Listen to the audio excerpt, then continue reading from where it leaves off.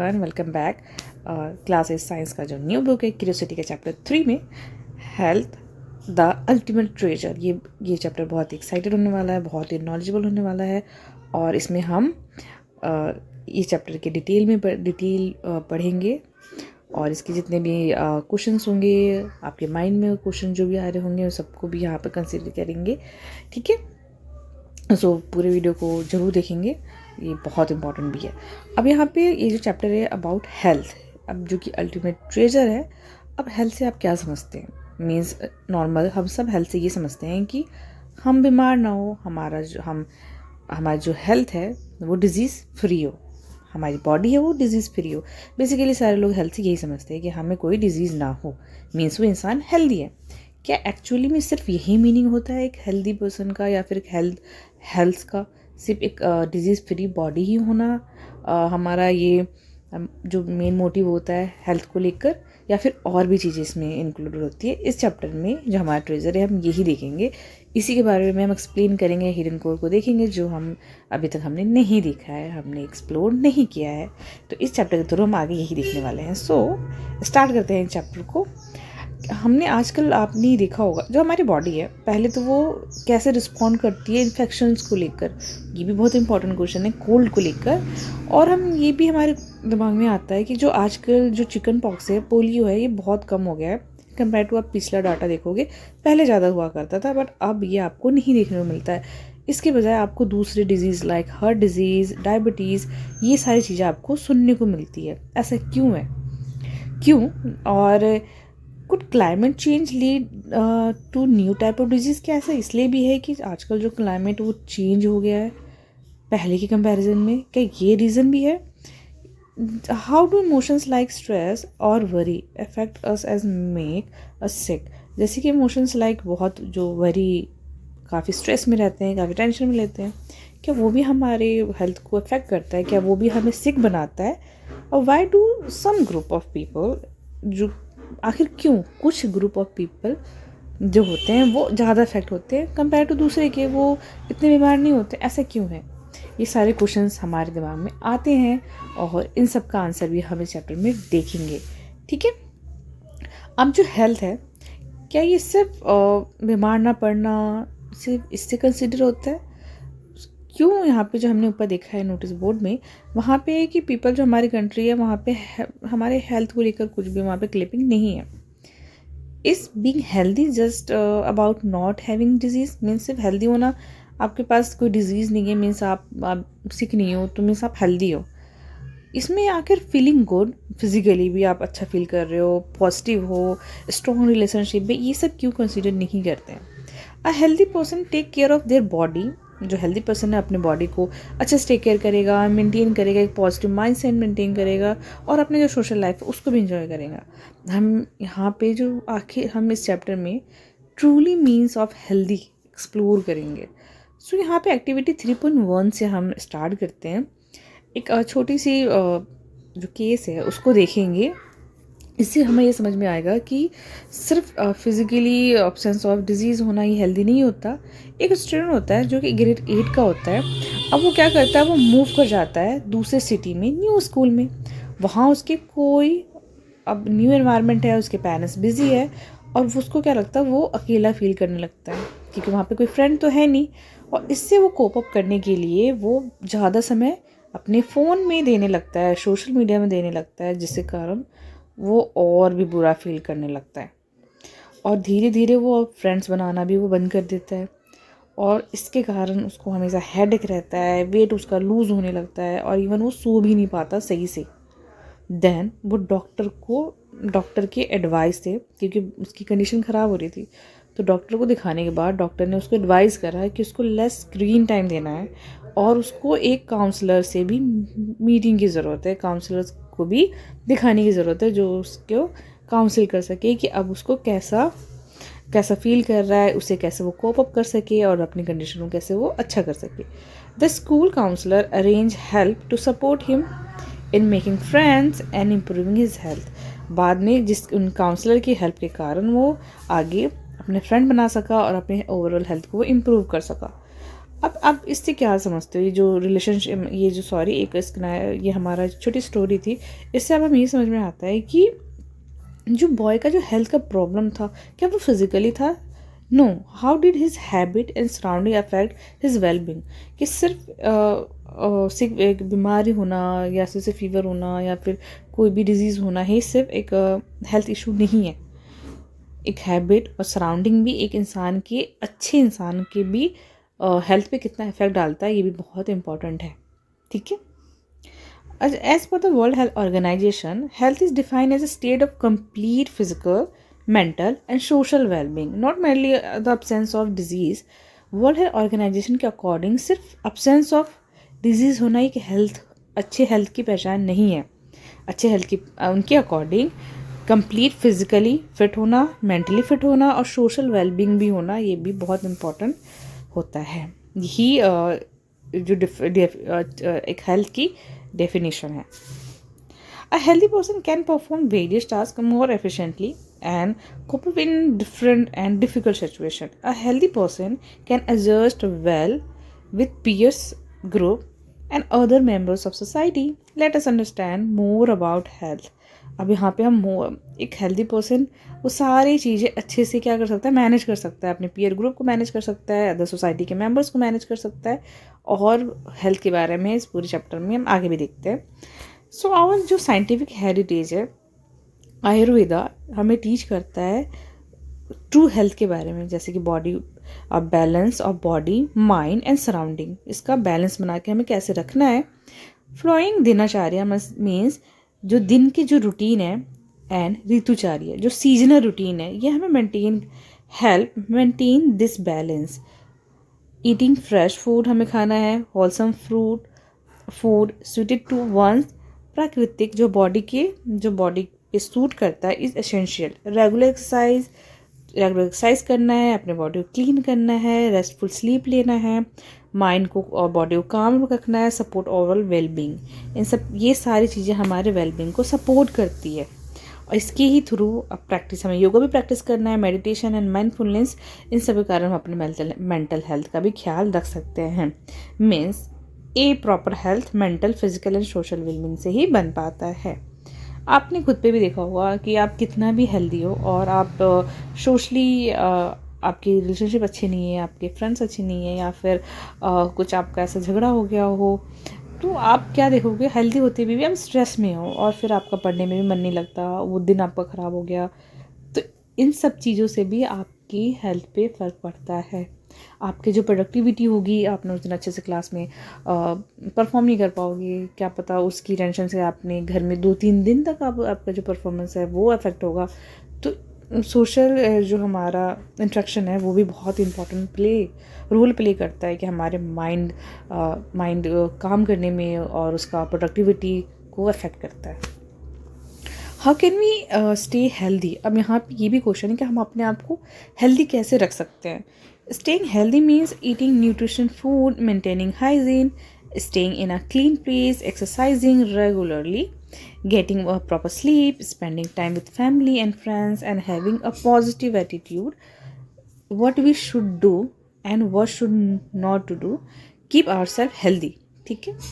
अब ये सारी चीज़ें, इतनी सारी चीज़ें अपने हैं हमें हेल्दी रखने में जो बहुत मदद करता है। अब एक्टिविटी 3.2 में देखेंगे हम लेट अस लिस्ट। अब हम यहाँ पे बहुत सारी लिस्ट है, क्या क्या हमें करना है, क्या क्या नहीं करना है, इन सब की लिस्ट को देखते हैं। Some good habit that your parents, teachers and elders often encourage you to follow. How many of these are already a part of your daily routine? Which one would you like to start following and add to the list below?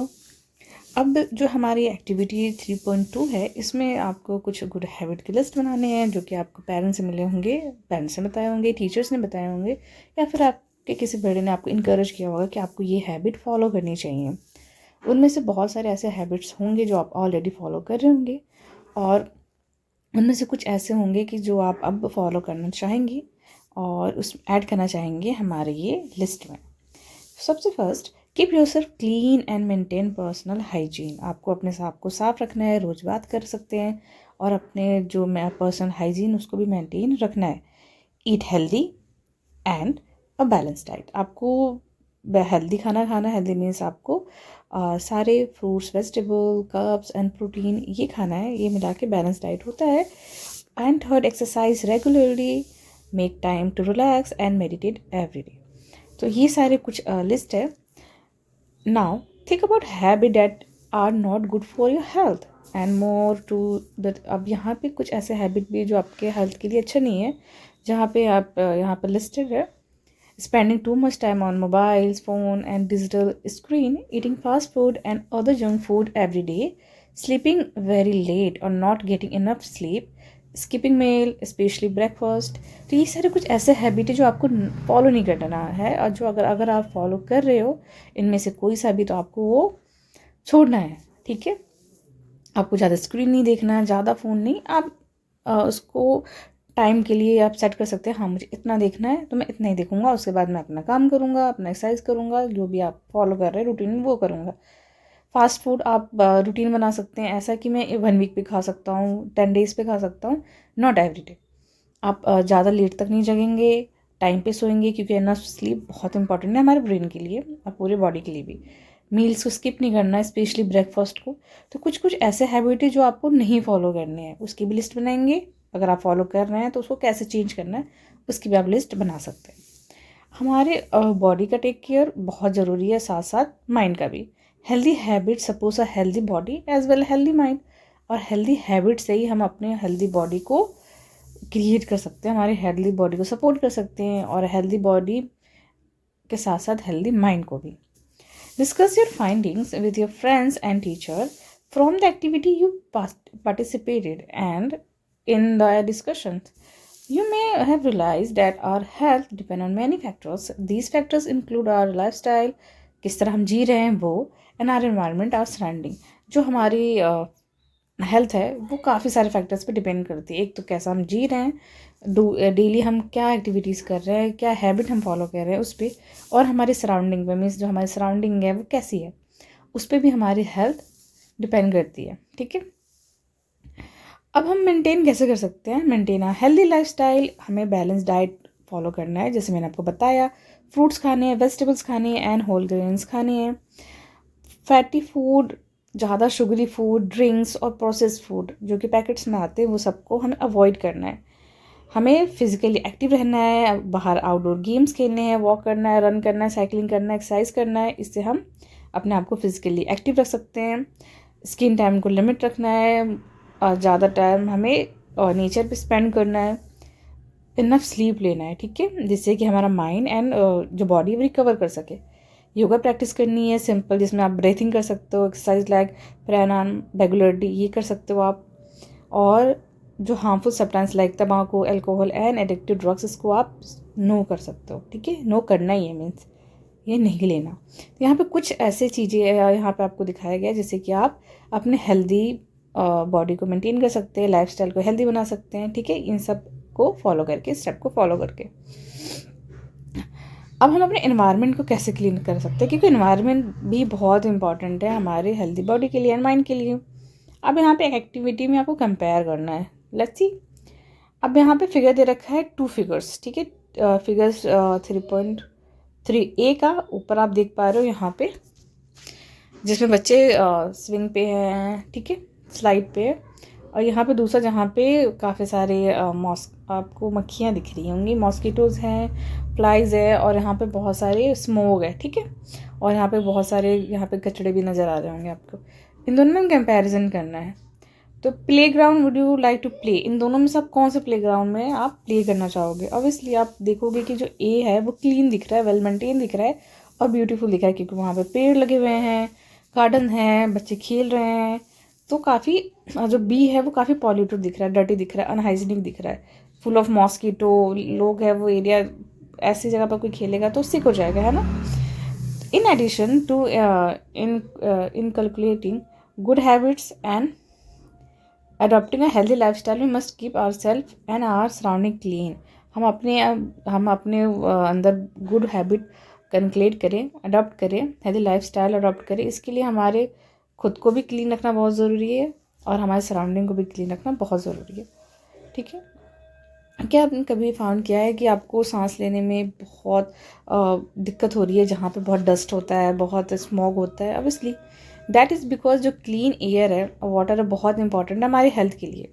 जैसे cities air pollution from vehicle factories cause problems, ठीक है, like coughing और asthma. आजकल दिल्ली का भी आप देख रहे हो एयर कितना पॉल्यूटेड है, बाहर जाते ही धुंध सा रहता है, आंखों में जलन सी हो रही होती है, सांस लो तो धूल धूल सा लगता होता है, कितने जो डस्ट पार्टिकल यहाँ एयर में है। The air quality index help us know how clean the air is. जो एयर क्वालिटी इंडेक्स होता है ये हमें बताता है कि हमारे सिटी का एयर कितना क्लीन है। तो आप सभी जिन जिन सिटी से देख रहे हो वहाँ पे आप बता सकते हो कि एयर क्वालिटी क्या चल रही है आपकी सिटीज़ में, कमेंट सेक्शन में कर सकते हो, ठीक है। A cleaner environment help us stay healthy and feel better. आप देखोगे जहाँ आपको जहाँ ट्री होती है, पार्क होता है, वहाँ आपका देखोगे एनवायरनमेंट क्लीन होता है, तो वहाँ पर आपको सांस लेने में एकदम फ्रेश फील करोगे, अच्छा फील करोगे। और जो लोग बहुत पॉल्यूटेड एरिया में रहते हैं उनको ऑब्वियसली वहाँ पे आप सांस लोगे तो आप अच्छा फील नहीं करोगे, ठीक है। But health is not only about the body. सिर्फ हेल्थ हमारी सिर्फ बॉडी के बारे में नहीं है, आप फीलिंग्स के बारे में भी है, हमारे रिलेशनशिप्स के बारे में भी है। Even if we eat well and live in clean place, we may not feel good if you are lonely or absent. अगर आप अच्छी जगह पे भी रह रहे हो, आपकी बॉडी भी हेल्दी है और डिजीज़ फ्री है और आपका जो प्लेस है जहाँ पर रह रहे हो वो क्लीन है, बट आप लोनली हो और अपसेट हो तो आप फिर भी अच्छा फील नहीं करोगे।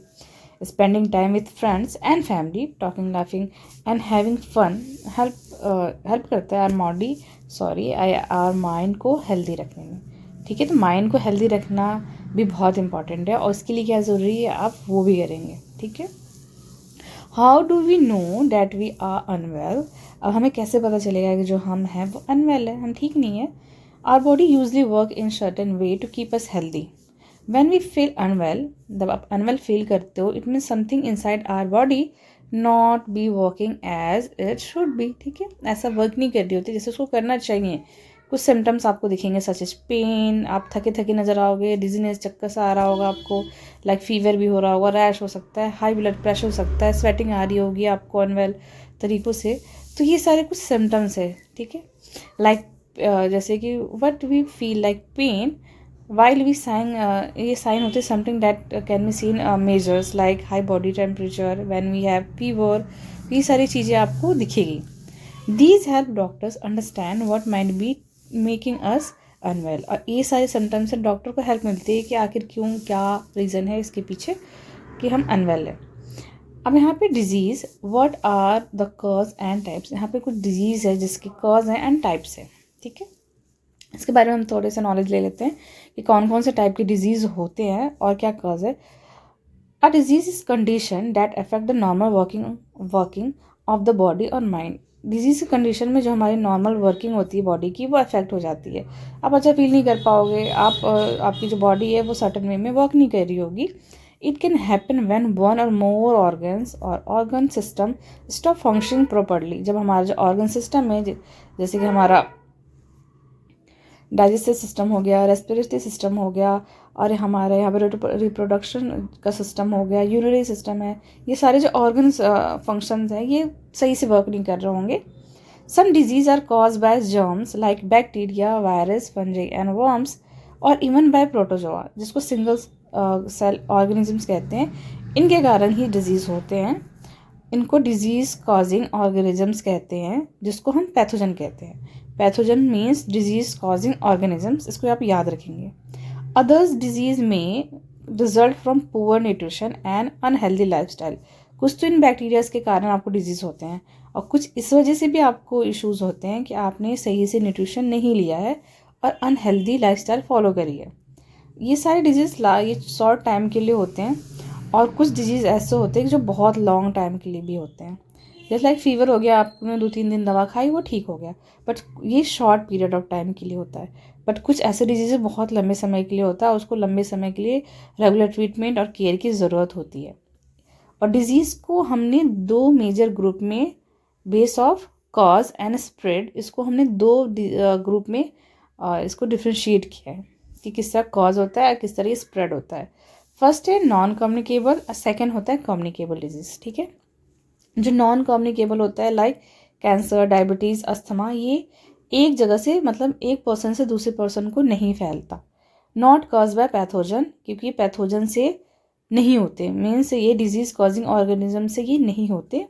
And do not spread from one person to another. They are usually link to lifestyle, ये इनको हम लाइफस्टाइल डिजीज़ कहते हैं। डाइट और एनवायरनमेंट इनका फैक्टर है जिसके कारण ये होता है। अब यहाँ पे कम्युनिकेबल डिजीज़ का यहाँ एक इमेज दिखा रखा है, जो कम्युनिकेबल डिजीज़ कैसे लोगों को फैलता है। इन्फेक्टेड पर्सन से फैल जाता है, डायरेक्ट कॉन्टैक्ट से फैलता है, एयर से फैलता है, ठीक है। जो इन्फेक्टेड पर्सन है और उससे डायरेक्ट कांटेक्ट करेगा हेल्दी पर्सन से तो उनको फैल जाएगा। जिस एयर में अब वो छींक रहे हैं, स्नीज कर रहे हैं, वहीं पे अगर हेल्दी पर्सन प्रेजेंट होगा तो उनको भी ये, अगर वो सेम हवा वो ले रहे हैं तो उनको भी ये हो जाएगा। डायरेक्ट कांटेक्ट से फैलता है, फूड से फैलता है और मॉस्किटो से भी फैलता है। अब communicate disease cause by pathogen are called communicable disease. वो डिजीज़ जो पैथोजन से होता है उसको कम्युनिकेबल डिजीज़ कहते हैं। ये आप डिफरेंस ज़रूर याद रखेंगे, बहुत इंपॉर्टेंट एग्जाम में आता है। They can spread from one person to another. Some example are communicable disease के कौन से एग्जाम्पल्स है? टाइफाइड हो गया, dengue, flu, chicken pox and कोविड-19, ये सारे क्या थे? कम्युनिकेबल डिजीज़ के एग्जाम्पल।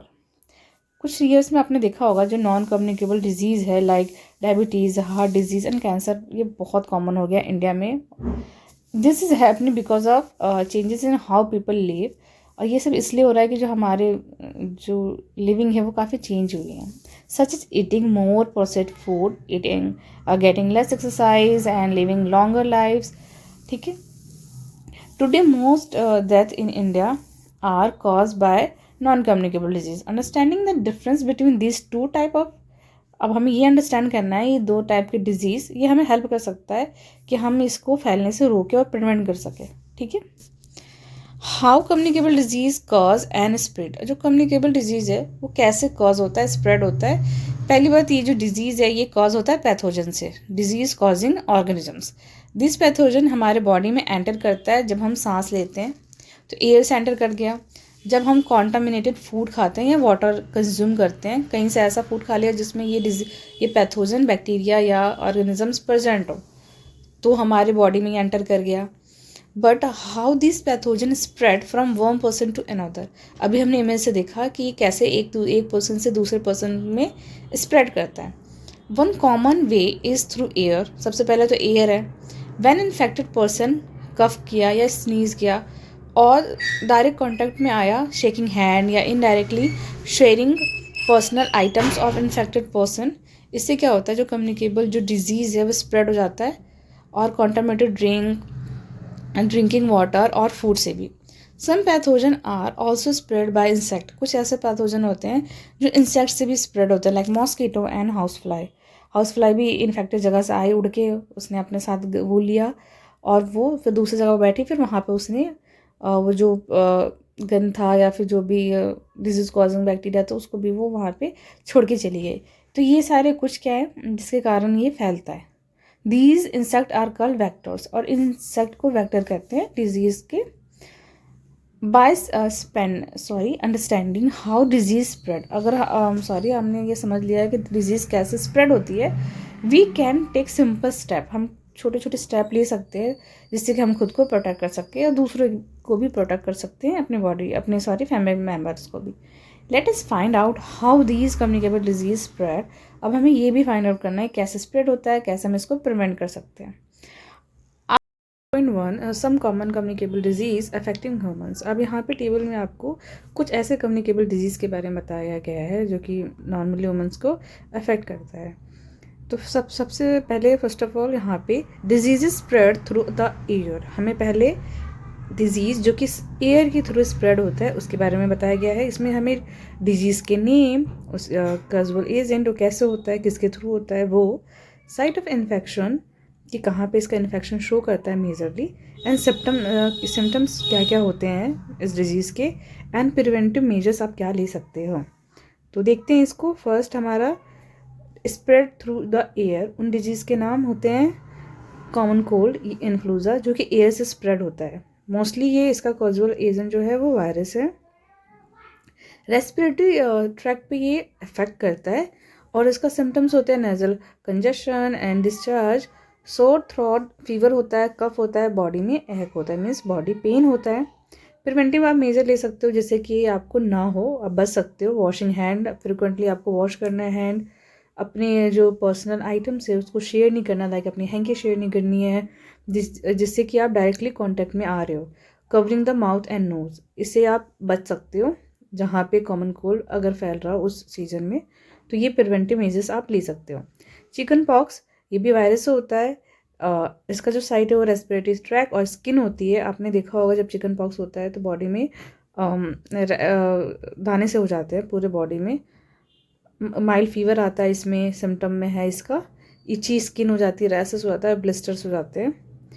इसमें आप क्या कर सकते हो प्रिवेंटिव मेजर्स में, complete isolation of the patient, उसको बिल्कुल पेशेंट को आइसोलेट करके रखना है, उसका माउथ नोज कवर करके रखना है एंड वैक्सीनेशन एक प्रिवेंटिव मेजर प्ले करता है। जो मेसल्स होते हैं वो भी वायरस से होते हैं। स्किन रेस्पिरेटरी ट्रैक ये इसका साइट है। फीवर होता है, सॉर थ्रोट होता है, रेडनेस हो जाता है, रैश हो जाता है अंदर नेक एरिया और ईयर्स में and other part of the skin में भी ये पूरा इफेक्ट करता है। इसमें भी सेम एज आइसोलेट करना है पेशेंट को, कवर करना है mouth and nose and maintain रखना है गुड हाइजीन एंड वैक्सीनेशन।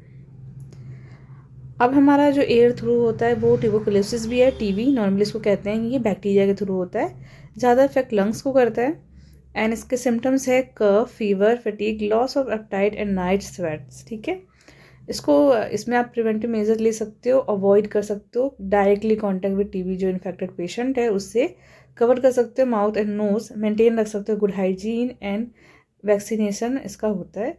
तो ये आपको प्रिवेंटिव मेजर्स हैं। अब वो डिजीज़ के नाम जो कि फैलते हैं वाटर और कंटामिनेटेड फूड से। ठीक है, अब हेपेटाइटिस ए जो कि वायरस से होता है, लीवर को अफेक्ट करता है ज़्यादा। इसके सिम्टम्स बहुत कमज़ोरी आपको फील होगा, फटीग हो गया, फीवर फील होता है, अपटाइट, आपको भूख नहीं लग रही, नोजिया हो गया, वॉमिटिंग, जॉन्डिस और पेन होता है अपर राइट एब्डोमेन में। इसमें आपको मेजर्स लेने हैं, drinking boiled water and vaccination. अब वाटर एंड फूड के थ्रू कॉलेरा भी होता है जो कि बैक्टीरिया से होता है, ये इफेक्ट करता है intestine area. Diarrhoea and dehydration इसके सिम्टम्स हैं और मेजर्स आप ले सकते हो maintain personal hygiene and good sanitary habits, consumption of properly cook food and boiled drinking water and vaccination. ठीक है, टाइफाइड भी सेम, ये भी बैक्टीरिया से होता है, ये भी इंटेस्टाइन को ही इफेक्ट करता है। इसमें हेडेक आपको होगा, एब्डोमेन पेन होगा, डिस्कम्फर्ट होगा, फीवर आएगा, डायरिया आ जाता है और इसमें भी आपको सेम मेंटेन रखना है good hygiene, good sanitary habits, consumption of properly cook food means कच्चा फूड नहीं खाना है, अच्छे से पका हुआ फूड खाना है क्योंकि इसमें जो बैक्टीरिया प्रेजेंट होते हैं वेजिटेबल वगैरह में वो ख़त्म हो जाते हैं, मर जाते हैं। एंड बॉइल्ड ड्रिंकिंग वाटर, आपको ड्रिंकिंग वाटर को बॉयल करके पीना है ताकि उससे भी जो बैक्टीरिया है वो फिनिश हो जाए और वैक्सीनेशन भी करानी है। और ये है एस्केलारिस जिसको राउंड वॉर्म्स कहते हैं, ये भी इंटेस्टाइन में ही इफेक्ट करता है और ये वॉर्म्स होते हैं जो कि आपको इसके सिम्टम दिखेंगे, स्टूल में वॉर्म्स आएगा, आपको भूख नहीं लग रही, ग्रोथ सही से नहीं हो रहा, डायरिया हो जाता है, वेट लॉस होता है, एनीमिया होता है। तो आप इसमें भी आपको पर्सनल हाइजीन मेंटेन रखना है क्योंकि जो ये वॉर्म्स है ये आपके खाने और वाटर के थ्रू ही आपके बॉडी में एंटर करता है। तो आपको साफ़ सफाई का बहुत ध्यान रखना है और consumption of properly cook food भी आपको खाना है जिससे कि बैक्टीरिया मर जाते हैं, वॉर्म्स जो होते हैं वो भी मर जाते हैं, वॉर्म्स के जो एग्स होते हैं। बॉइल्ड ड्रिंकिंग जो वाटर है उसको भी ड्रिंक करके ही पीना है। तो ये कुछ मेजर्स अगर आप लोगे तो आप इन सब से बच सकते हो। ठीक है, अब वो डिजीज़ देखेंगे जो कि इंसेक्ट से फैलते हैं। अभी हमने वाटर और फूड वाला डिजीज़ देखा, उससे पहले हम एयरबॉर्न डिजीज़ देखा। ठीक है, अब ये वो डिजीज़ है जो कि किससे फैलते हैं, किससे होते हैं, इंसेक्ट से होते हैं। तो आप ऐसे इसको याद भी रखेंगे कि एग्जाम्पल के साथ भी याद रखेंगे। एक एग्जाम पे आता है कि वो डिजीज़ के नाम बताओ जो कि इंसेक्ट्स होते हैं, या फिर water borne disease, food borne disease, या फिर एयर थ्रू जो कम्युनिकेबल डिजीज़ है उनके नाम बताओ। तो आप डिफरेंस यहाँ से देख के लर्न करेंगे। मलेरिया है जो इंसेक्ट से होता है, प्रोटोजोआ, स्किन और ब्लड ज़्यादा इसको ये अफेक्ट करता है। Symptoms high fever, profuse sweating, periodic chill means बार बार आपको ठंड लगती है, बुखार आता है। इसमें आप मॉस्किटो का नेट और रिपेलेंट का आप इस्तेमाल कर सकते हो, लॉन्ग स्लीव पहन सकते हो और मॉस्किटो जो कंट्रोल ऑफ मॉस्किटो ब्रीडिंग, अपने एरिया में मॉस्किटो फैलने ना दे, पनपने ना दे, ठीक है। जहाँ पानी इकट्ठा हो उसको हटा देना चाहिए। आपने देखा होगा ऐसे एड्स भी आते हैं। डेंगू फीवर, ये ब्रेक बोन फीवर कहते हैं इसको। ये वायरस से होता है, स्किन और ब्लड को ये अफेक्ट करता है। फीवर आता है, हेडेक आता है, मसल और जॉइंट में पेन होता है, नोजिया आता है।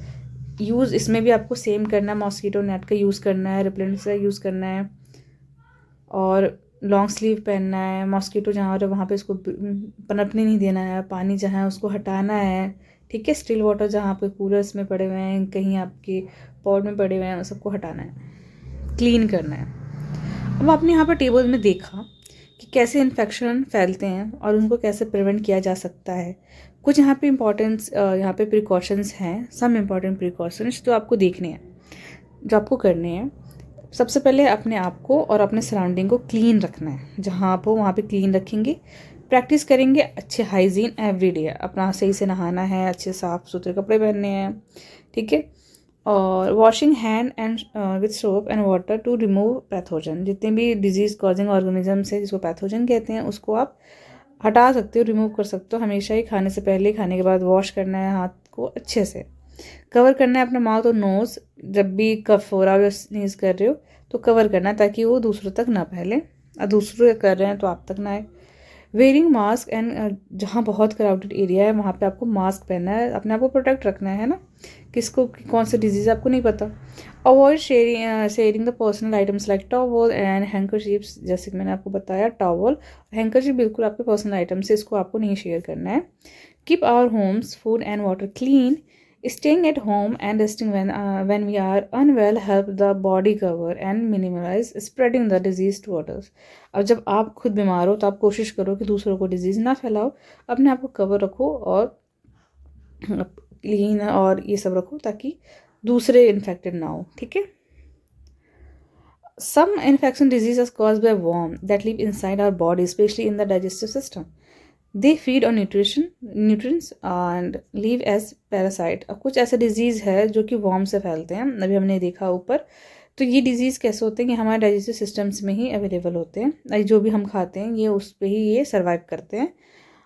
जो भी हम न्यूट्रिएंट्स हम ले रहे हैं ये उनको खाते हैं और ये रहते हैं एज अ पैरासाइट।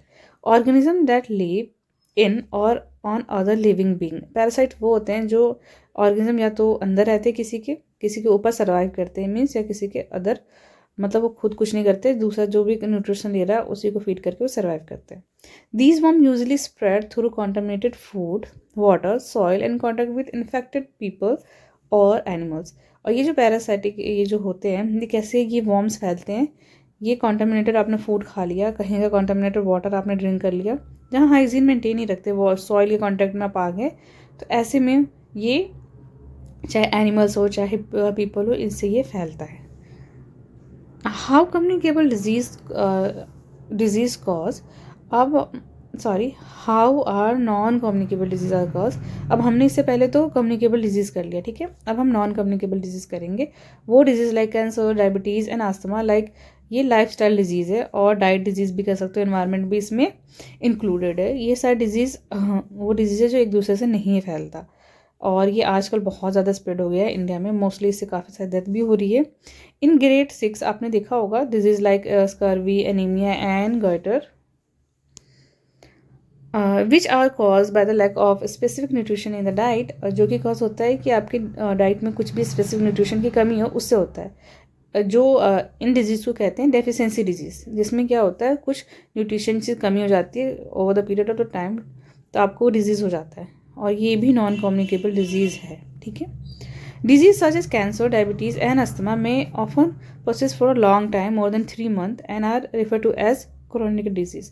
और ये सारी डिजीज़ क्योंकि बहुत लंबे समय से तक रहती है, इसको क्रोनिक डिजीज़ भी कहते हैं। जो डिजीज़ जो 3 महीने से ज़्यादा रहती है, ठीक है, लॉन्ग टाइम के लिए रहती है। Diabetes is a common disease which becoming more prevent in the adult as well children. और डायबिटीज़ आजकल इतना कॉमन हो गया है कि सबने इसका नाम सुना होगा, और किसी घर में तो आज ऑलमोस्ट हर दूसरे तीसरे घर में ही डायबिटीज़ के पेशेंट होते हैं, ठीक है। और highest number of the people with diabetes in the world, in fact India में इतना ज़्यादा हो गया है कि highest number of diabetic people India में रहने लगे। और develop due to the combination of hormonal imbalance, unhealthy life. जो ये डायबिटीज़ है ये ज़्यादातर कब डेवलप होने लगा है, जब से कि हमारा जो है ईटिंग हैबिट अनहेल्दी हो गया है, फिजिकल एक्टिविटी हमारी कम हो गई है, हम ओवर वेट होते जा रहे हैं, हमने बाहर का बहुत खाना स्टार्ट कर दिया, हमारे हार्मोन इम्बैलेंस हो गए हैं, हम मोटे हो गए हैं, जिसके कारण डायबिटीज़ मेजरली यहाँ पे फैलता स्प्रेड होता जा रहा है, डे बाई डे बहुत इंक्रीज़ होता जा रहा है। ठीक है, अब यहाँ पे कुछ हम लर्न करेंगे cause of non communicable disease. ठीक है, और देयर प्रिवेंटिव मेजर्स। अब यहाँ पे आपने यहाँ पे आ जाते हैं हम नॉन कम्युनिकेबल डिजीज़, यहाँ पे नाम है। ठीक है, जो कि लाइफस्टाइल डिजीज़ भी कहते हैं इसको। इसके सिम्टम्स है, और हम क्या चेंज कर सकते हैं इसको मेंटेन करने के लिए या इसको सही करने के लिए भी कह सकते हो। ओबेसिटी, जो कि साइन सिम्टम नहीं आपको दिख जाता है कोई बंदा मोटा है तो इसमें आप बैलेंस डाइट खा सकते हैं, एक्सरसाइज कर सकते हैं, तो आप ओबेसिटी से क्योर कर सकते हैं। डायबिटीज़ कि इसमें आप इसमें साइंटिफिक सिम्टम्स है कि बहुत जल्दी जल्दी यूरिनेशन आता है, एक्सेस बहुत ज़्यादा आपको प्यास लगती है, वेट लॉस होने लगता है, बहुत थकन थकन फील होने लगती है, और चीज़ें जो भी अगर आपको कोई कोई चोट वगैरह लग जाए तो बहुत स्लो हीलिंग हो जाती है। ठीक है, इसमें आप चेंजेस कर सकते हो लाइफस्टाइल में, तो आप इसको मेंटेन कर सकते हो। मीन्स ये ख़त्म नहीं होता, एक बार डायबिटीज़ हो गई तो हो गई, इसको आप मेंटेन कर सकते हो ताकि और फर्दर आपको बॉडी को हार्म ना हो और आप इसके साथ भी सही से रह पाए। थर्ड है हाई ब्लड प्रेशर। इसका यहाँ पे साइंस सिस्टम नहीं दिया हुआ है और यहाँ पे इसके लाइफस्टाइल चेंजेस भी नहीं दे रखे हैं। हाई ब्लड प्रेशर में नॉर्मली जो हमारा नमक होता है, सॉल्ट होता है, उसको कम लेने के लिए बोला जाता है। और हाई ब्लड प्रेशर में अगर आपके ये हार्ट डिजीज़ से भी इंक्लूडेड है तो यहाँ पे भी हमें जो भी फैटिंग फूड ये सब चीज़ें कम खाने के लिए बोला जाता है। साइंस सिम्टम ये है कि आपको ब्लड प्रेशर इंक्रीज़ हो जाता है, आपको स्वेटिंग आने लगती है, तो ये आपका थोड़ा सा इंक्लूड नहीं है। अब 4 ये है कि आप इसमें कुछ और भी डाल सकते हो और भी यहाँ पे कर सकते हो। ठीक है, तो यहाँ पे ये एक एक्टिविटी की तरह यहाँ पे दिया गया है। एक्टिविटी 3.5, इसमें आपको सर्वे करना है और 3 कॉमन डिजीज़ आपको लाइफस्टाइल रिलेटेड यहाँ पे लिखना है जो आपके नेबरहुड में फाइंड आउट करते हैं। तो यहाँ पे एक एग्जांपल आपको डायबिटीज़ से बता दिया है, और यहाँ पे 2-3 आप खुद से लिख के और इसके साइन सिम्टम सर्च करके और इसमें क्या क्या चेंज कर सकते हो ये लिख सकते हो। इवन आप डॉक्टर से बात कर सकते हो, फैमिली में बात कर सकते हो और इस एक्टिविटी को फिनिश कर सकते हो। वेबसाइट और बुक्स और टीचर्स की भी हेल्प ले सकते हो। ठीक है, अब यहाँ पे 5 how to prevent and control diseases. हमें डिजीज़ को हम कैसे प्रिवेंट कर सकते हैं या फिर उसको होने से कंट्रोल कर सकते हैं। Let's discuss this. You might have heard the face prevention better than cure. आपने ये फ्राज सुना होगा कि प्रिवेंशन जो होता है बेटर देन क्योर। ठीक है, कि हम बीमारी को होने ना दें, बेटर कि हम उसको होने के बाद उसकी क्योर करें। It is important to protect ourselves from both communicable and non-communicable disease। ये बहुत इंपॉर्टेंट है कि हम अपने आप को बचाए रखें दोनों टाइप के डिजीज़ से, कम्युनिकेबल और नॉन कम्युनिकेबल। अब यहाँ पे एक एक्टिविटी है, let readers. Odisha community lead sanitation campaign. जो उड़ीसा की जो कम्युनिटी है उन्होंने एक सैनिटेशन कैंपेन लीड किया था इन बैड्रक डिस्ट्रिक्ट जो कि उड़ीसा में है। वहाँ पे एक सैनिटेशन कैंपेन हुआ था जिसमें बहुत सारे लोगों ने हेल्प किया था और उन्होंने बनाया था टॉयलेट का टॉयलेट बनाया था और उसका यूज़ करा।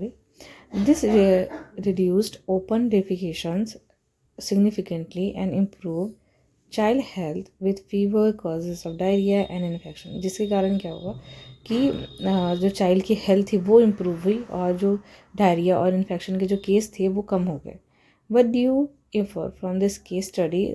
Simple step like good sanitation can greatly reduce the spread of communicable disease. अब इससे हमने इस केस स्टडी से इसका रिजल्ट निकालेंगे, कंक्लूजन निकालेंगे कि अच्छा जो सैनिटेशन है वो कम्युनिकेबल डिजीज़ को स्प्रेड करने से, मतलब स्प्रेड होना से कम कर सकता है। ठीक है, क्योंकि प्रॉपर सैनिटेशन नहीं होता है तो कम्युनिकेबल डिजीज़ ज़्यादा स्प्रेड होता है। जो उड़ीसा केस में डायरिया और इन्फेक्शन कम हुआ। ठीक है, find out such community campaign head in your location, share in your class and discuss with your peer about impact of such initiatives.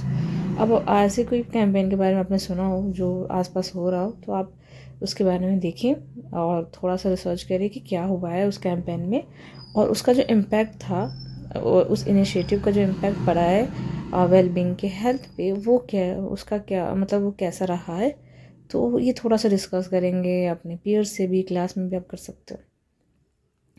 Ability of the body to fight disease. अब हमारे body की ability जो disease fight करती है, जिससे कि वो disease से फाइट करती है।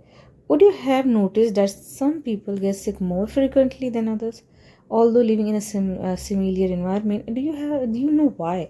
अब आपने देखा होगा कुछ पीपल ऐसे हैं कि जो बहुत जल्दी बीमार पड़ जाते हैं कंपेयर टू अदर्स, भले वो सेम एनवायरनमेंट में रह रहे हो। ऐसा क्यों होता है? The natural ability of our bodies to fight disease is known as immunity. ये जो हमारी नेचुरल एबिलिटी होती है, सारे पीपल की अलग अलग होती है।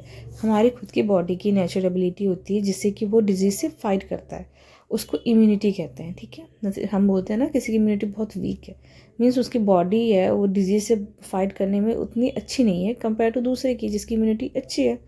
Our body has a special system called the immune system that helps fight against disease.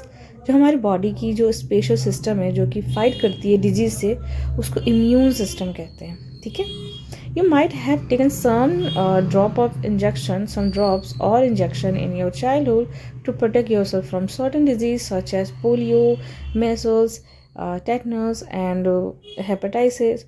आपने अपने बचपन में याद रखा होगा, आपको बहुत सारे इंजेक्शन भी पड़े हैं, कुछ ड्रॉप्स भी आपने पोलियो के पिए हैं। तो ये सब क्या था? ये जो हमने वैक्सीन, इसको वैक्सीन कहते हैं, हमने या तो मुंह से लिया या तो हमने लगवाया, जिससे कि हम अपने आप को प्रोटेक्ट कर सके सम डिजीज से, लाइक वही polio, measles, tetanus and hepatitis. These are, जैसे मैंने आपको बताया, वैक्सीन्स होते हैं जो प्रिवेंट करते हैं सीरियस इन्फेक्शन जो कि वायरस और बैक्टीरिया से होते हैं। Our vaccine helps our body fight certain disease by training the immune system to recognize and attack harmful germ. अब ये वैक्सीन क्या कैसे हेल्प करता है हमारी बॉडी को? ये हमारी बॉडी को सर्टेन डिजीज़ के लिए ट्रेनिंग दे देता है। अब हमारी इम्यून सिस्टम को कि ये जैसे ही कि ये हार्मफुल जर्म्स आएंगे जो कि कॉज करेंगे ये certain disease like polio, measles, tetanus and hepatitis, तो ये क्या करेंगे, उनको रिकॉग्नाइज करेंगे और उन हार्मफुल जर्म पे अटैक कर देंगे, providing what is known as acquired immunity. और इसको हम एक्वायर्ड इम्यूनिटी कहते हैं कि हमने अपने बॉडी को इम्यूनिटी एक्वायर करी है जिससे कि वो आने वाले खतरे से अपने आप को ट्रेन कर सके। ठीक है, protection develop after exposure to a pathogen और वैक्सीन। और ये प्रोटेक्शन कब डेवलप होता है? जब पैथोजन और वैक्सीन से एक्सपोजर किया जाए। Vaccine can be made in different ways, from weaken or dead pathogen like virus or bacteria, or from inactive or harmless part of the pathogen. अब ये 2-3 तरीक़ों से बनता है। पहला तो ये आप कह सकते हो कि जो डेथ पैथोजन है लाइक वायरस एंड बैक्टीरिया जो वीक और डेथ होते हैं, इनसे बनता है। और दूसरा इनएक्टिव जो फॉर्म होता है या फिर आप हार्मलेस पार्ट कह सकते हो पैथोजन का, ये उनसे बनता है। सब न्यूअर वैक्सीन्स इंट्रैक्ट और ऑन बॉडी सेल्स, और कुछ जो न्यूअर वैक्सीन है वो हमारे बॉडी खुद के बॉडी सेल से इंस्ट्रक्ट होता है to make a harmless part of the germs which are immune system then learn to fight. और जिससे कि कुछ इंस्ट्रक्ट होता है जो हार्मलेस पार्ट होता है जर्म्स के, उसके बॉडी से भी वो बनता है और वो हमारे इम्यून सिस्टम को लर्न करता है, कि हमें सिखाता है कि किस तरह हमें फाइट करना है। ठीक है, जर्म से, जो डेंजरस जर्म्स होते हैं उनसे। एग्जाम्पल के लिए एक टेटनस का जो शॉट होता है, जो इंजेक्शन होता है, often given after an injury, जो कि हमेशा जब आपको इंजरी होती है, आपने देखा होगा कि आपको मेटल से लग गया, लोहे से लग गया, तो आप क्या कहते हो, टेटनस का इंजेक्शन दिलवाना पड़ेगा।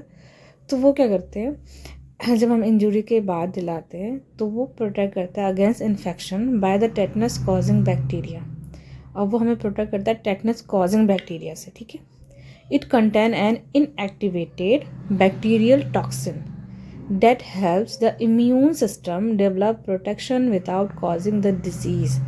अब ये हमारे पास एक्टिवेटेड बैक्टीरियल टॉक्सिन होता है जो इम्यून सिस्टम को डेवलप करता है कि वो अपने आप को डिजीज़ कॉजिंग बैक्टीरिया से प्रोटेक्ट कर सके, ठीक है।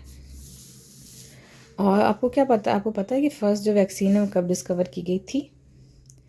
जो एडवर्ड जेनर थे, जिन्होंने small pox and the small pox vaccine, small pox was deadly disease that caused blister and killed millions. A milder disease called cowpox seen in cows could also infect humans, ठीक है।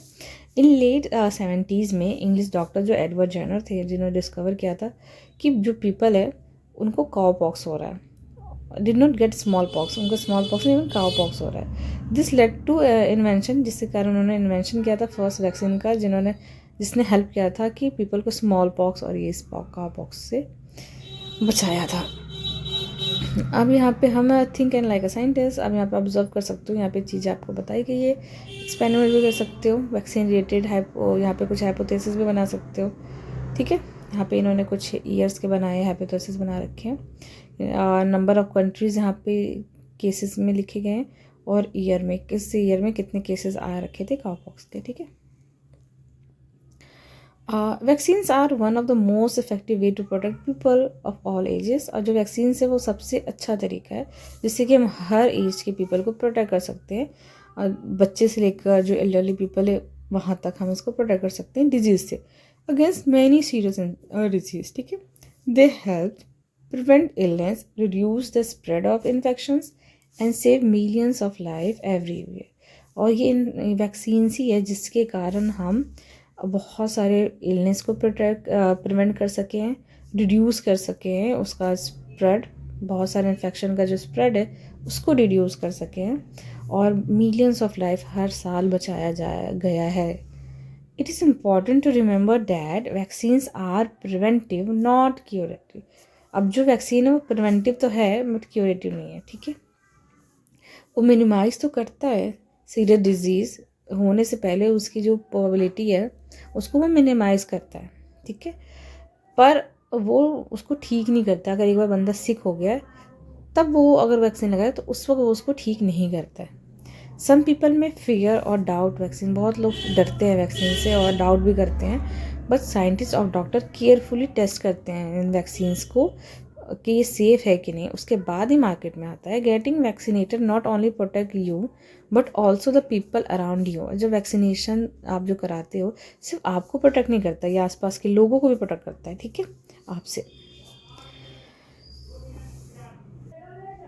क्या आपने कभी सुना है, आपने सुना है जो इंडिया है, इंडिया का जो रोल है वैक्सीन प्रोडक्शन में, India is one of the world largest vaccine producer. India जो है वर्ल्ड में लार्जेस्ट वैक्सीन प्रोड्यूसर में आता है, ठीक है, और बहुत मैसिव स्केल में सप्लाई करता है दूसरे कंट्रीज़ को वैक्सीन्स प्रोड्यूस करके। और इंडिया की जो वैक्सीन कैंपेन थी, जो उन्होंने की रोल प्ले किया था कोविड-19 जो कि पैंडेमिक में, और काफ़ी सपोर्ट किया था ग्लोबल हेल्थ एफर्ट में, ठीक है। अब यहाँ पे ट्रीटमेंट ऑफ डिजीज़, अगर कोई डिजीज़ सपोज हो गया, अभी हमने क्या देखा कि डिजीज़ से प्रिवेंट कैसे किया जा सकता है अपने आप को, तो हम वैक्सीन्स के थ्रू काफ़ी सारे डिजीज़ से अपने आप को बचा सकते हैं। अब आगे नेक्स्ट स्टेप, जब अगर आपको डिजीज़ हो जाता है तब आप क्या कर सकते हो? If our immune system fails to protect us against infection disease we fall ill and need to visit a doctor. The doctor may give us medicine called antibiotics. अब जब हमारी इम्यून सिस्टम फेल हो गई, हम बीमार पड़ गए, तो हम क्या करते हैं? डॉक्टर के पास जाते हैं। तो डॉक्टर हमें क्या देते हैं? मेडिसिन देते हैं जिसको हम एंटीबायोटिक्स कहते हैं, जो कि बैक्टीरिया, जो भी डिजीज़ कॉजिंग बैक्टीरिया होती है उसको वो किल करता है। एंटीबायोटिक्स वो वर्क करता है जो बैक्टीरिया होती है जो इन्फेक्शन कॉज करती है, ठीक है, because they target part of bacterial cell that are different from human or other animal cell. अब वो एंटीबायोटिक्स उनको बैक्टीरियल सेल को टारगेट करती है क्योंकि वो इंसान और एनिमल सेल से डिफरेंट होते हैं, ठीक है। They do not work against virus और डिजीज कॉज प्रोटोजोआ, ये सिर्फ बैक्टीरिया सेल पे वर्क करती है जो डिजीज कॉजिंग, ये वायरस और प्रोटोजोआ जो डिजीज कॉजिंग होते हैं उस पर ये वर्क नहीं करता, ठीक है। दो एंटीबायोटिक्स आर इफेक्टिव, जो एंटीबायोटिक्स है वो तो इफेक्टिव होती है, वो प्रोटेक्ट करती है काफ़ी सारे बैक्टीरियल इन्फेक्शन से और बहुत सारे लाइफ्स भी बचाती है, ठीक है। आफ्टर जब से इसकी डिस्कवरी हुई है, their indiscriminate use has lead the decline in their effectiveness. अब बार बार इसको सही तरीके से इस्तेमाल नहीं करना, इसकी जो इफेक्टिवनेस है उसको कम करती है। आजकल क्या होता है, बहुत सारे आपने न्यूज़ देखे होंगे अबाउट एंटीबायोटिक रेजिस्टेंस, ठीक है। आप काफ़ी सारे आर्टिकल्स भी आपको मिल जाएंगे, यूट्यूब पे भी मिल जाएंगे कि एंटीबायोटिक रेजिस्टेंस क्या होता है, सही से इस्तेमाल नहीं करना, प्रॉपर जो उसका डोज है वो नहीं लेना, ठीक है। एक फिनोमिना है जहाँ पे बैक्टीरिया क्या करता है, bacteria that were earlier killed by a given antibiotics, ठीक है, are found to survive a multiply despite treatment with dead antibiotics।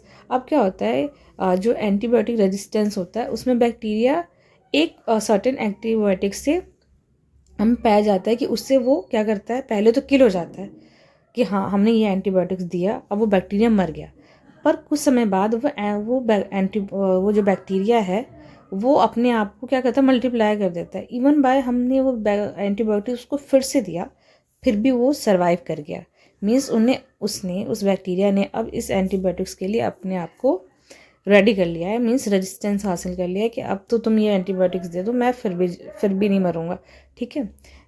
This makes, अब यहाँ पे है common infection harder to treat and increase the risk of complication, prolong illness and even death. अब इसके कारण क्या हो गया है कि जो इन्फेक्शन है उसको बहुत मुश्किल होती है ट्रीट करने में, क्योंकि सर्टेन बैक्टीरिया ने उस एंटीबायोटिक्स के लिए अपने आप को रेजिस्टेंस हासिल कर लिया है। तो अब क्या होगा, उसको ट्रीट करने के लिए हार्डर हो गया और इंक्रीज हो जाता है risk of complication, prolong illness and even death भी, ठीक है। अब यहाँ पे ये थोड़ा सा कॉन्सेप्ट है, इसको देखते हैं हम कि एंटीबायोटिक्स कैसे, how antibiotic resistance spread in the community, ये कैसे फैल रहा है एंटीबायोटिक जो रेजिस्टेंस है। अब यहाँ पे समझते हैं जी, ये है हमारा फर्स्ट पिक्चर है एंटीबायोटिक्स का, ठीक है। Taking antibiotics when they are not required, ठीक है। अब हमने इस स्टेज में एंटीबायोटिक्स ले ली जब हमें उतनी एंटीबायोटिक्स की ज़रूरत नहीं थी। Development of resistance in the bacterial in animal, अब यहाँ पे रेजिस्टेंस इन्होंने एनिमल में डेवलप कर लिया है। Development of resistance in human body, अब यहाँ पे जो बैक्टीरिया ने यहाँ पे रेजिस्टेंस हासिल कर लिया है ह्यूमन बॉडी में। अब ये क्या हुआ, यहाँ पे दो साइकिल आपको दिखाई दे रही है, एक तो इंसानों की, how resistance bacteria spread through humans. अब एक बैक्टीरिया ने तो रेजिस्टेंस हासिल कर लिया, ठीक है, और वो हासिल कर लिया है यहाँ पे ये एक इंसान की बॉडी में, ठीक है। अब वो इंसान क्या हुआ, उसको सीरियस इलनेस हुआ और वो हॉस्पिटल में हॉस्पिटलाइज हो गया। यहाँ पे आप देख पा रहे हो हॉस्पिटल के बेड पे है। अब वो क्या हुआ, अब उसने ये जो स्प्रेड किया डायरेक्टली टू अदर पेशेंट और इनडायरेक्टली भी थ्रू हेल्थ केयर वर्कर्स। अब जो उस बैक्टीरिया को वो हॉस्पिटल तक पहुंच गया, क्योंकि अब तो वो रेजिस्टेंस हासिल कर चुका है, वो हॉस्पिटलाइज हुआ और उसके डायरेक्ट और इनडायरेक्टली वो हॉस्पिटल में फैला देता है। Spread in hospital through dirty surface के थ्रू हॉस्पिटल उसने फैला दिया। अब वो पेशेंट घर गया, ठीक है, और उसने अपने जो घर है वहाँ पे भी उसने कम्युनिटी में भी वो फैलाया। Spread resistance bacteria to community, तो इस तरह जो ये रेजिस्टेंस बैक्टीरिया है वो पूरी कम्युनिटी में इस तरह ह्यूमन के थ्रू फैल रहा है, अब फैला भी। अब यहाँ पे दूसरा यहाँ पे है कि एनिमल्स के थ्रू कैसे फैला। तो अब यहाँ पे एनिमल्स में है, अब एनिमल्स का हमने बटर यूज़ करा, मिल्क यूज़ करा, एग यूज़ करा, एक्सपोजर हुआ थ्रू एनिमल ऑफ और प्रोडक्ट। अब इससे क्या हुआ, ये प्रोडक्ट किसने खाया, हमारी कम्युनिटी ने खाया। तो एक तो इसके एनिमल्स के थ्रू भी यहाँ पे हमारी कम्युनिटी में बैक्टीरिया एंटर कर गया, रेजिस्टेंस बैक्टीरिया वो एंटर कर गया, ठीक है।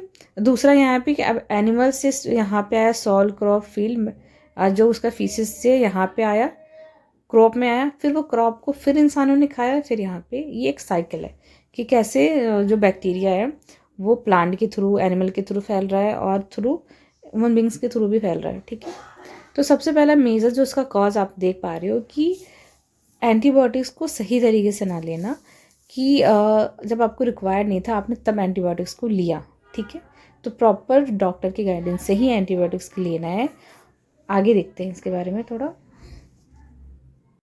कैसे how bacteria become resistance to antibiotics, कैसे बैक्टीरिया रेजिस्टेंस हासिल कर लेती है एंटीबायोटिक्स के खिलाफ। अब यहाँ पे एमएस हमें समझाया गया है। Few microbes develop resistance to antibiotics. अब जब हम एंटीबायोटिक्स देते हैं तो उसमें से क्यों थोड़े से, अगर हमने सही वे में एंटीबायोटिक्स नहीं दिया, बार बार इसको इस्तेमाल किया, तो थोड़े से जो माइक्रोब्स होते हैं वो रेजिस्टेंस हासिल कर लेते हैं। लाइक आप ये इमेज फर्स्ट में देख पा रहे हो, ठीक है। ये रेड वन जो है ये वो माइक्रोब्स है जिसने कि रेजिस्टेंस डेवलप कर लिया है एंटीबायोटिक्स के थ्रू, एंटीबायोटिक्स के खिलाफ, ठीक है। अब क्या होता है, जो एंटीबायोटिक्स है, when antibiotics kill bacteria causing illness they also kill good bacteria protecting the body from infection. अब जब एंटीबायोटिक्स आप लेते हो तो ये सिर्फ बुरे बैक्टीरिया को नहीं मारता, इवन कुछ अच्छे बैक्टीरिया को भी ये मार देता है। जैसे कि आप यहाँ पे क्रॉस देख रहे हो, कुछ अच्छे बैक्टीरिया को भी इसने किल कर दिया। अब जो एंटीबायोटिक रेजिस्टेंस बैक्टीरिया है वो ग्रो करता है और उसका जो स्पेस है वो टेक ओवर कर लेता है, ठीक है। और यहाँ पे आप देख रहे हो कि अब अच्छे बैक्टीरिया सारे एंटीबायोटिक रेजिस्टेंस बैक्टीरिया ने ले लिए। Some bacteria transfer antibiotic resistance to other bacteria. कुछ बैक्टीरिया क्या करते हैं, एंटीबायोटिक बैक्टीरिया से ट्रांसफ़र कर जाते हैं और ये और भी प्रॉब्लम कॉज करता है। अब यहाँ पे इस इमेज से बताया गया है कि हम कैसे इसको प्रिवेंट भी, यहाँ पे इमेज से हमें समझाया गया है कि हम कैसे अपने आप को सेव कर सकते हैं, कैसे ये प्रिवेंटिव मेजर्स हम ले सकते हैं जिससे कि हम अपने आप को अपनी फैमिली को बचा सकते हैं एंटीबायोटिक रेजिस्टेंस बैक्टीरिया से। फर्स्ट इमेज में आपको दिखाया गया है कि जो बॉय है ये एंटीबायोटिक्स लेने गया अपनी मम्मा के लिए जिनको गले में शोर है और फीवर है। ये लेडी कह रही है you must get a prescription from a doctor. बिना डॉक्टर के सलाह, उनके प्रिस्क्रिप्शन से आप कोई भी दवा हमें नहीं लेनी चाहिए। तो मीन्स यहाँ पे हमने ये सेफली मेजर लिया है कि हम खुद से कोई भी रैंडम दवा ना लें। कई बार क्या होता है, इंसान को हमें थोड़ा बहुत फीवर हो गया, नोज़िया हो गया, तो हम चले जाते हैं कि केमिस्ट के पास, वहाँ से हम डायरेक्टली दवा ले लेते हैं। सोचते हैं हम डॉक्टर को बाईपास कर देते हैं, सोचते हैं कि अरे थोड़ा सा तो प्रॉब्लम है, हम ले लेते हैं दवा। पर ऐसा नहीं करना चाहिए, यही हम गलती कर देते हैं। तो हमें ये फर्स्ट स्टेप ये नहीं करना है, ठीक है। सेकेंड इमेज में ये दिखाया गया है कि जो ये मैन है ये पूछ रहा है इस फीमेल से कि क्या आप अपने कैटल को एंटीबायोटिक दे रही हैं। तो वो कहती है नहीं, मैं कोई भी एंटीबायोटिक यूज़ नहीं कर रही हूँ। मीन्स आपको कैटल को भी रैंडमली कोई भी एंटीबायोटिक्स कभी भी नहीं देना है, ठीक है। थर्ड इमेज में हमें ये दिखाया गया है कि ये कह रहे हैं, ये जो मैन है उनके हाथ में इंजेक्शन है। No no not give antibiotic injection to your cattle. अब ये दोनों क्या चिल्ला रहे हैं, गर्ल एंड बॉय, कि नहीं अपने कैटल को कोई भी एंटीबायोटिक्स मत दो, it will develop antibiotic resistance otherwise, नहीं तो वो एंटीबायोटिक्स रेजिस्टेंस हासिल कर लेंगे। तो ये कुछ मेजर दिखाया गया है किस तरह प्रिवेंटिव मेजर्स कि हम बचा सकते हैं एंटीबायोटिक रेजिस्टेंस बैक्टीरिया से खुद को और हमारे कैटल्स को भी, ठीक है। और यहाँ पे हमारा थोड़ा सा ये पैरा रह गया था, जो traditional medicine system like Ayurveda, Siddha and Unani has been use in India for many years, ठीक है। अब मैनी ईयर्स से इसका इस्तेमाल होता गया है आयुर्वेदा, सिद्धा, यूनानी का to manage common health problem. वो यूज़ करते हैं natural substance like herbs, oil और minerals for managing illness and promoting recovery and focus on healthy life style and balance diet. वो नॉर्मली ये फोकस करते हैं कि जो हमारा लाइफ स्टाइल वो हेल्दी होना चाहिए और जो हमारी डाइट है वो बैलेंस होनी चाहिए। While this system can help with some condition, जबकि ये कुछ सिस्टम में हेल्प करता है बस कुछ कंडीशन के साथ, and are useful for every day well being, they may not be effective for all disease and at all stages. अब ये वैसे तो बहुत अच्छा है और ये यूज़फुल भी है हमारे एवरीडे लाइफ के लिए भी, पर ये 100% इफेक्टिव नहीं है कुछ डिजीज़ के लिए, कुछ स्टेजेस के लिए। Therapies for non communicable disease focus on managing symptoms and improving quality of life through medications. अब बहुत सारे ऐसे थेरेपीज़ हैं जो नॉन कम्युनिकेबल डिजीज़ के लिए जो मैनेज करते हैं, लाइक डायबिटीज़ हो गया, हार्ट डिजीज़ हो गया, और भी बहुत सारे non communicable disease like thyroid हो गया। इन सब के जो सिम्टम है उसको इम्प्रूव करता है, मैनेज करता है, और जो क्वालिटी ऑफ लाइफ है उसको इम्प्रूव करता है कि इससे जो है होने वाले जो हमारे जो भी प्रॉब्लम होती है उसको हम मैनेज कर सके, क्योर कर सके, और जो हम डेली जो हमारी लाइफ है उसको हम अच्छा बना सके मेडिकेशन से, ठीक है। लाइफस्टाइल चेंज कर सकते हैं और अपने आप को जो ईटिंग हैबिट है वो चेंज कर सकते हैं। And rehabilitation, early diagnosis and continuous care are key to control the disease progression and prevent complication. अब हम जो अर्ली डायग्नोस हो जाता है चीज़ों को, और प्रॉपर केयर, ये सारी प्रॉपर केयर, ये सारी क्या है की है, जिससे कि हम डिज़ीज़ को उसको बढ़ने से रोक सकते हैं, और जो कॉम्प्लिकेशंस है उसको भी हम कम कर सकते हैं, और एक हेल्दी लाइफस्टाइल इम्प्रूव कर सकते हैं और मैनेज कर सकते हैं। ठीक है, एक क्वालिटी लाइफ जी सकते हैं ये सारी चीज़ों को मैनेज करके। ठीक है, तो यहाँ पे हमारा ये चैप्टर फिनिश होता है। I hope you like it this chapter, और आपको अच्छे से समझ में आ गया होगा। इस चैप्टर के हम नोट्स, ठीक है, इंपॉर्टेंट जो नोट्स है, जो स्नैपशॉट्स हैं, वो हम नेक्स्ट वीडियो में देखेंगे। आप डिस्क्रिप्शन से उसका लिंक आपको मेरे चैनल के प्लेलिस्ट में जाके आप वहाँ से डायरेक्टली दे सकते हो, वहाँ आपको मिल जाएगा। और इसके एक्सरसाइज के यहाँ पे कीप द क्यूरियोसिटी अलाइव, इसको भी हम देखेंगे। ठीक है, नेक्स्ट वीडियो में हम देखेंगे इसके इम्पोर्टेंट थोड़े क्वेश्चन आंसर्स देख लेंगे, एक्सरसाइज क्वेश्चन आंसर्स भी देख लेंगे, और कुछ इंपॉर्टेंट टॉपिक को भी डिस्कस करेंगे। ठीक है, आई होप आपको पसंद आएगा। तो stay tune, if you like it, like, share and subscribe my channel. See you next one, bye bye.